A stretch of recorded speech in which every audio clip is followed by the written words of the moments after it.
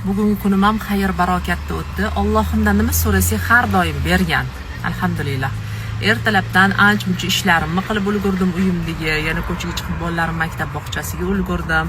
Sinimni asosiysi ko'rib keldim. Alhamdulillah, больницada yotuvdim. Necha kundan beri bora olmayaptim, uyalyotgandim oldida to'g'risi.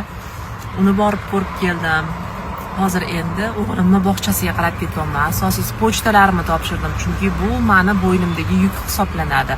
Sababi pochtalarni pulini oldindan olib qo'yaman, bu meni qarzim hisoblanadi.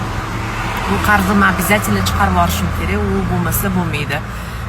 Bizani barakamizni aynan mana shu narsada deb o'ylayman. Sababi birovdan qarz olgan yaxshi narsaga olib kelmaydi. Birovdan kredit, foizga olgan narsa yaxshilikka olib kelmaydi. Shuning uchun bo'ynimizdagi qarzlarimizdan soqit bo'lsakkina, o'shanda omadimizni Alloh beradi, yo'limiz doim yorug' bo'ladi. Shunaqa bugungi ishlarimizni shu bilan yakunlaymiz.